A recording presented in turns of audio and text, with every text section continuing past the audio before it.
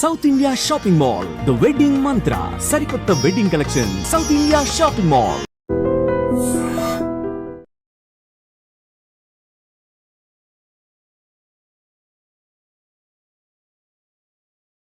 అన్న, ఈరోజు ఒక విషాదకర వార్త. నారాయణపూర్ జిల్లాలో తెల్లవారుజామున జరిగిన ఘటనలో దంబాల కేశవర్ గారితో పాటు మరో 27 మంది చనిపోయినట్లుగా పోలీసులు కన్ఫర్మ్ చేశారు. అయితే అతనితో పాటు నవీన్ అనే వ్యక్తి కూడా ఉన్నట్లుగా తెలుస్తుంది. దంబాల కేశవర్ గారు శ్రీకాకుళం జిల్లాకు చెందిన వ్యక్తి. మీకు వరంగల్ వచ్చిన తర్వాత పరిచయం అయ్యారా, లేదా వరంగల్ తర్వాత మీకు ఛత్తీస్గఢ్ లోన దండకారణ్యంలో ఎక్కడ పరిచయం అయ్యారు? అతనికి మీకు ఉన్న సాన్నిధ్యం ఏ విధంగా ఉండేదని, అతని ఆలోచనల ధోరణి ఏ విధంగా ఉండేది అసలు? ఇప్పుడు నంబాల కేశవరావు పార్టీలో పేరు గంగన్నగా చాలా ఫేమస్. చాలా కాలం ఎక్కడైనప్పటికీ ఆయన మొదటగా తూర్పు గోదావరి విశాఖ అడవుల లోపట 1980 లోపట ఒక ఆర్గనైజర్ గా, దళనాయకుడుగా, అంటే ఆనాడు కొండపల్లి సీతారామయ్య నాయకత్వంలో 5 దళాలు దండకారణ్యానికి పంపడం జరిగింది. అంటే ఒకటి తూర్పు గోదావరి విశాఖపట్నం జిల్లాకు, మరొకటి గడిచిరోలికి, మరొకటి బస్తర్కు, మరొకటి ఆదిలాబాద్కు, మరొకటి ఏటునగర మాదేపూర్ అడవి ప్రాంతాలకు 5 దళాలు ఆనాడు పోయినాయి. ఆ 5 దళాల లోపట తూర్పు గోదావరి లోపల పనిచేసిన దళం గంగన్న నాయకత్వం లోపట మొదటగా పనిచేసింది. అది అంటే ఆనాడు ఏదైతుందో, అంటే ఆయన మొదటి నుంచి అంటే 80 లోపట అక్కడ దళనాయకుడిగా పనిచేస్తూ, ఆ తర్వాత ఒక రాష్ట్ర నాయకుడిగా దండకారణ్యం అనే ఒక రాష్ట్ర జోన్ ఏర్పాటు చేసినప్పుడు, అంటే ఆ రాష్ట్ర జోన్ అంటే దాన్ని ఎఫ్ఎల్సి అన్నారు, ఫారెస్ట్ లైజాన్ కమిటీగా ఆనాడు పిలిచింది అది. అంటే ఆ ఫారెస్ట్ ప్రాంతాన్ని, కాబట్టి అది ఒక రాష్ట్ర జోన్ గా ఆ రాష్ట్ర కమిటీ మెంబర్ గా గంగన్న పనిచేసిండు. గంగన్నగానే చాలా కాలం కూడా మొత్తము అంటే దాదాపుగా ఒక 95, 2000 వరకు కూడా అదే పేరుతో కొనసాగిండు. ఆ తర్వాత బసవరాజుగా లేదా ప్రకాష్ గా ఇంకా కొన్ని మారు పేర్లు ఉన్నాయి. కానీ గంగన్న, బసవరాజు అనేది అది చాలా అంటే ఒక ప్రసిద్ధి చెందిన పేర్లవి. అయితే నాకు గంగన్న అనేది ఉందో, గంగన్న నాకు పరిచయం అయింది 94, 95 తర్వాతనే నాకు గంగన్న పరిచయం. నేను ఉత్తర తెలంగాణ నేను పనిచేస్తున్నప్పుడు గంగన్న అక్కడ దండకారణ్యంలో పనిచేసిండు. వాస్తవంగా గంగన్న నాకంటే సీనియర్, సమకాలికం కాదు. గంగన్న తను పార్టీ కార్యకలాపాల 74లో ప్రారంభించిండు. ఆర్ఎస్యు కార్యకలాపాల ద్వారా వరంగల్ ఇంజనీరింగ్ కాలేజ్ నుంచి ప్రారంభించిండు. ఆయన అక్కడ వరంగల్ సిటీ కమిటీ మెంబర్ గా కూడా పనిచేసిండు. 80 వరకు కూడా అంటే కొంత సెమీ లీగల్ గా కూడా ఉంటూ 80లో మాత్రమే ఆయన అండర్ గ్రౌండ్ గా పూర్తిగా అడవిలోకి వెళ్ళిండు. అంటే నేను 1984 లోపల నేను అండర్ గ్రౌండ్ లోకి నేను పోయినప్పటి నుంచి కూడా ఉత్తర తెలంగాణ నేను పనిచేస్తున్నా. నాకు పరిచయము నాకు అయింది ఏంటంటే 1993 తర్వాత మేము కలుసుకోవడం జరిగింది. 1995 లోపట ఒక స్పెషల్ కాన్ఫరెన్స్ సందర్భంగా కూడా మాకు ఆ పరిచయం జరిగింది. ఆ తర్వాత నాకు 95 తర్వాత 2000 లోపట నేను కేంద్ర కమిటీ మెంబర్ గా కూడా నేను ఎన్నిక కావడం జరిగింది. ఆ సందర్భంగా ఏంటంటే మేము ఆ కేంద్ర కమిటీలో మేము పనిచేసినాము. తర్వాత కేంద్ర కమిటీ కింద ఉన్న సిఆర్బి, సెంట్రల్ రీజనల్ బ్యూరో అనే కమిటీ లోపల కూడా మేము కలిసి పనిచేసినాము. అది మాత్రమే కాకుండా మేము సిఎంసి లోపల కూడా నేను కూడా 2007 తర్వాత సిఎంసి మెంబర్ గా, అంటే గంగన్న సిఎంసి చీఫ్ గా ఉంటే ఆ సిఎంసి లోపల ఉన్న కొద్ది మంది లోపల కూడా నేను సిఎంసి మెంబర్ గా ఉన్నా.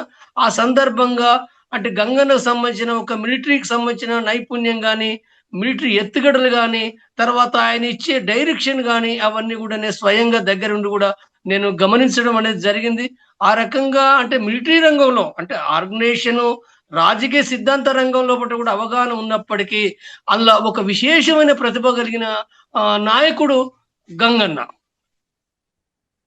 అన్న, మీరు ఆయనతో పరిచయం చేస్తున్న టైంలో, ఆయనతో మాట్లాడే సమయంలో కానీ ఆయన ఆలోచన ధోరణి ఎలాగుండేదండి? ప్రజల కోసం కానీ, ఇటు కుటుంబం వైపు కానీ, అటు ఆదివాసులకి సంరక్షించడం కానీ, లేదా రాజకీయ చైతన్యం తీసుకురావడం విషయంలో కానీ? నాకు పరిచయం అయినప్పటి నుంచి కూడా నేను గమనిస్తే కేడర్ తోటి కానీ, ప్రజలతోటి కానీ, ఎవరితోటైనా చాలా ఫ్రెండ్లీగా ఉంటూ, ఆయన ఎంత ఫ్రెండ్లీగానంటే తను నాయకుడు అనే విషయాన్ని కూడా దాన్ని పక్కకు పెట్టేసి అక్కడ వాళ్ళు ఏదైతే తింటుండ్రో ఆ తినేదాన్ని ఏంటంటే తన దగ్గరికి వచ్చి తను పళ్ళెం పట్టుకుని తను తినుకుంటూ మాట్లాడడం అనేది అందరితోటి, ప్రతి సభ్యునితోటి, తన నాయకుడు కాబట్టి నాయకులతోటి మాట్లాడడం అని కాకుండా సభ్యులతోటి మాట్లాడడం అనేది చాలా నిరంతరం కృషి చేసేవాడు. ఎప్పటి వరకు అంటే కేంద్ర సెక్రటరీ అయిన తర్వాత కూడా 2016 లోపట గంగన్న కేంద్ర సెక్రటరీ అయ్యాడు. గణపతి తను అంటే ఆరోగ్యం వయసు కారణంగా రాజీనామా చేసినప్పుడు ఏకగ్రీవంగా గంగన్నను కేంద్ర సెక్రటరీకి ఎన్నుకున్నారు. ఆ సందర్భంగా కూడా మేము కలిసే ఉన్నాం. ఒక నెల రోజుల పాటు కూడా కలిసి ఉన్నాం. ఆ మొత్తం జీవితంలో పాటు కూడా చాలా నమ్రతతోటి ఓపికగా అందరితోటి ఏంటంటే మాట్లాడే విధానం ఏదైతే ఉందో అంటే కిందికెళ్ళి వాళ్ళ భాష గాని లేదా వాళ్ళ మాటల లోపట గాని లేదా అక్కడ ఆదివాసి ప్రజలతోటి ఇప్పుడు డీకే లోపట ఆదివాసి కోయ ప్రజలున్నారు, లేదా ఒరిస్సా లోపట కూడా అక్కడ ఆదివాసి ప్రజలున్నారు, లేదా ఒడియా భాష కూడా మాట్లాడతారు, లేదా ఏఓబిలో వస్తే ఏంటంటే వాళ్ళ యొక్క ఆదివాసీలు అయినప్పటికీ వాళ్ళకు సంబంధించిన భాష కూడా కొంత తేడా ఉంటది. కాబట్టి అంటే మొదటి నుంచి కూడా తను గమనిస్తే ఈస్ట్ గోదావరి లోపట కన్నా ఆదివాసి ప్రజలతోటి మమేకమై ఆదివాసి ప్రజలతోటి డ్యాన్స్ చేస్తూ వాళ్ళ తిండి తింటూ తను అక్కడ డెవలప్ అయిన ఒక నాయకుడు, కింది నుంచి డెవలప్ అయిన నాయకుడు. కాబట్టి ఆయనే ప్రజలన్నా పార్టీ సభ్యులన్నా చాలా ప్రేమతోటి ఉండేవాడు, చాలా నమ్రతగా ఉండేవాడు, చాలా ఓపికగా ఉండేవాడు.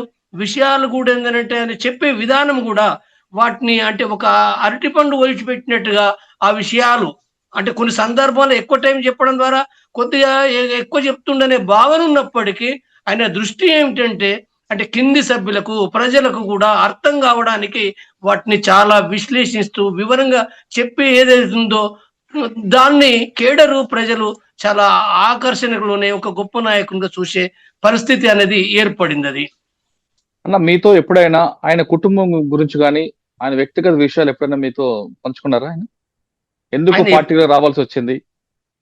ఆయన ఎప్పుడు కూడా ఎవరితోటి కూడా తన వ్యక్తిగత విషయాలు ఏనాడు పంచుకోలేదు. కానీ ఒక సందర్భంలో ఆయన భార్య సరోజన అనేది చనిపోయింది. ఆదివాసి కామ్రేడు గడిచిరులు ఆమెది.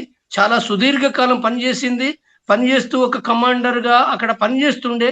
అయితే ఆ సందర్భంగా గంగన్న వేరు రాష్ట్రాలకు ఒరిస్సాకు లేదా జార్ఖండ్ కు ఏఓబికి పోవడం, మిలిటరీ యాక్షన్లకు పోవడం అనేది కూడా జరుగుతున్నది. అది దాదాపు ఒక సంవత్సరంన్నర తర్వాత తను అంటే ఆ సరోజన కలవడానికి అంటే ఎప్పుడనంటే మన ఇక్కడ తాడిమెట్ల యాక్షన్ ఏదైతే ఉందో 76 మంది చనిపోయిన సందర్భంగా ఆ సందర్భంగా మాత్రమే ఆ సరోజను కలవడం అనేది జరిగింది. అయితే అక్కడ జరిగిన పరిణామం ఏంటంటే చాలా కొద్ది రోజులే కలిసి ఉన్న సందర్భంగా ఆ కామ్రేడ్ చనిపోయింది. చాలా సుదీర్ఘ కాలం కలవకుంటున్న సందర్భంగా నేను గంగన్న కూడా ఒకే డేరాలో ఒక నెల రోజులు కూడా మేము కలిసి ఉన్నాం. ఆ కలిసి ఉన్న సందర్భంగా కూడా తను చాలా బాధపడిండు. సరోజనక్క విషయంలో బాధపడుతూ కొంత వ్యక్తిగతంగా కూడా తను అంటే సరోజనక్క ఏ రకంగా ఉండే అనే విషయాన్ని, తర్వాత వాళ్ళ మధ్య ఉన్న సంబంధం ఏ రకంగా ఉండే అనే విషయాన్ని కూడా నాతోటి కలబోసుకున్న విషయాలు కూడా ఆనాడు ఉన్నాయి.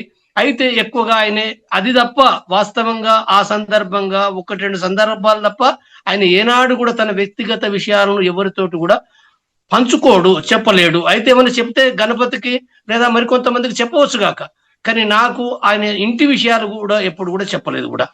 ఆయన సమకాలికులు ఎవరన్నా? ఆయన సమకాలికులనంటే పార్టీ లోపల ఉన్నది ఒకరు గణపతి. వాస్తవంగా గణపతి ఇంకా కొంత ముందే జస్ట్ 1-2 ఇయర్స్ ముందే పార్టీ లోపల పనిచేసిన నాయకుడు గణపతి. తర్వాత ఇప్పుడున్న దాంట్లో కనుక మనం గమనిస్తే అంటే రామ్జీ ఒక సమకాలికుడే, కోటేశ్వరరావు చనిపోయిండు. తర్వాత శ్యామ్ అంటే నల్లాది రెడ్డి సమకాలికుడే చనిపోవడం జరిగింది. తర్వాత ఆయనకు ఇంకా సమకాలికుడు అంటే వరంగల్ రీజనల్ ఇంజనీరింగ్ కాలేజ్ చదివేటప్పుడు మధు అని అంటే మన రాజ్ కుమార్ గుంటూరులో రాజ్ కుమార్ ఎవరైతే ఉందో చెరుకూరి రాజ్ కుమార్ కూడా ఇద్దరు కూడా దాదాపు ఒకే క్లాస్ కానప్పటికీ వేరువేరు అయినప్పటికీ ఇద్దరు వరంగల్ కమిటీ లోపల పనిచేసిన నాయకులు, గొప్ప నాయకులు వాళ్ళు. అంటే ఒక మేధారంగం లోపల కూడా వాళ్ళు అభివృద్ధి చేసుకుంటూ ఉన్న నాయకులు వాళ్ళు. ఆ తర్వాత రాష్ట్ర కమిటీలు కానీ దండకార్యంలో గంగన్న ఉంటే రాజ్ కుమారు ఆ తర్వాత కర్ణాటక రాష్ట్ర కమిటీ మెంబర్ గా నాయకుడిగా అక్కడ పనిచేసిండు. తర్వాత కేంద్ర కమిటీలకు 1991 లోపల కేంద్ర కమిటీ సిఓస్ అనేది ఒకటి ఏర్పాటు చేసిర్రు.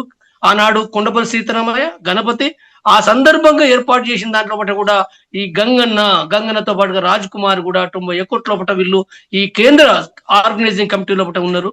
ఆనాడు శ్యాము, గణపతి మరికొంతమంది కూడా ఆ కమిటీలో కొనసాగారు. అప్పటి నుంచి కూడా కేంద్ర కమిటీలో కూడా తను ఆ నిరంతరం కూడా ఆ కమిటీలో ఉంటూ ఒక నాయకుడిగా తను ఎదిగిండు.